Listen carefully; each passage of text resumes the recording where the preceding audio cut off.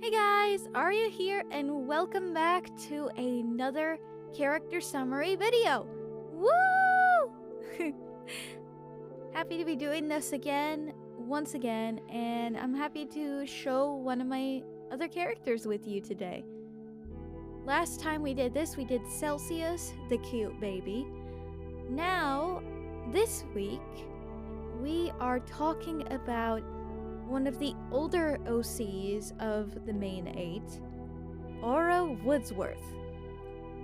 For those of you who don't know, Aura is my Harvest Moon Light of Hope OC, or one of them, my main one, that I've had the most time to work on and the most developed. She is 26 years old, making her one of the older members of the Rainbow Lights. She definitely does not understand some things that go on with the younger members, but that doesn't mean that she doesn't try to learn. She does her best where she can, but you could say that she's definitely a little bit old-fashioned. Well, considering that the world of Harvest Moon is all about farming and taking care of crops and old school magic and things like that, you kind of get the point. But nonetheless, Aura is an invaluable member of the team, and honestly, we probably wouldn't have gotten very far without her. She was the first healer of the group that was introduced, and she is the first actual magic user, the first mage / sage-like character of this group. And it was a big milestone for me because I never got past episode 3 of Arcana Misfortune on the previous times that I had attempted to do this series. If you saw my old channel, Gotcha Slayer, you would know that I only even got to episode 2 on that one. But not the point. But seeing Aura on Arcana Misfortune was definitely a big boost to my confidence, because it showed me that I could do this, that I could make Arcana Misfortune into something better, into something bigger, and it certainly has. It certainly has become bigger. And I think to me, Aura is kind of a symbol of that, because once I got past episode 4 of the first season, everything started to pick up. And it really made the series what it is. But enough about that. Let's talk some more about Aura herself. Like I said, Aura is one of the older members of the team, so she's a little bit more old-fashioned, but that doesn't mean that she doesn't want to try to learn new things. She's always inspired by the younger generation and always wants to learn all that she can from them. She knows that her views oftentimes can be strictly regimented due to her lifestyle, the way she grew up. Her parents were scholars, and they wanted her to become a scholar as well. So instead of sending her to a school like normal parents, they forced her to live in her room and do self-study. Yes, basically everything that she knows and that she has learned is all self-study. She learned all of it herself. Even most of the magic that she knows, she learned that herself. She is a very talented lady, and oftentimes people underestimate her because, well, 1, she is a young lady. 2, she doesn't look all that powerful. And 3, because of the way that she speaks. Because she speaks so scholarly, everyone assumes that she is just, well, a scholar. And they don't even think past it. But until she came to Beacon Town, which is where the main story takes place, where she found people that actually cared about her for who she was. And that's how she met Edmund and all the other members of Beacon Town. If you remember from Arcana Misfortune, Edmund is her husband. So yes, in her canon story, Edmund and Aura do get married pretty early. Not very long after knowing each other, Edmund reveals that he has feelings for her, and she starts to question about emotions and feelings. She accepts his confession, but she doesn't really know how to feel. As they continue through their relationship, however, she starts to get feelings as well, and starts to understand more of why he feels the way he feels about her, and how she feels about him. A little bit after that, after another half a year or so, Edmund proposes to Aura and she says yes. It's a really cute story, and honestly, it's just one of the things about this kind of thing that makes it so valuable. Aura is truly a kind and caring person. She always makes sure that everyone is taken care of while not excluding herself from that process.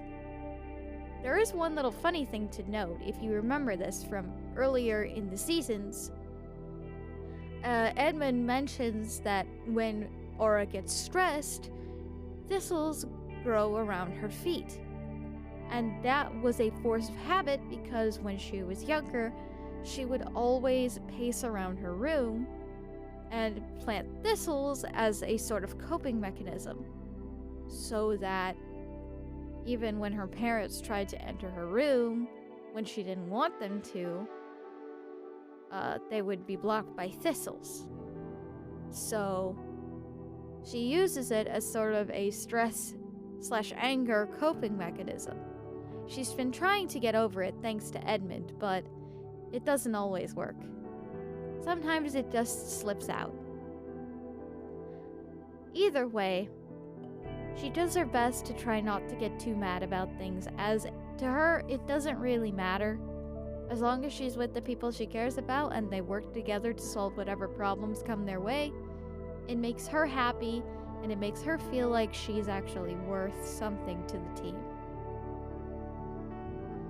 Now, let's take a look at Aura's character sheet here, as always done by the lovely Stampa Cat Meow. Aura's character sheet shows her full body, where she wears a leather tunic, a classic mage kind of outfit, with slim pants and long brown boots.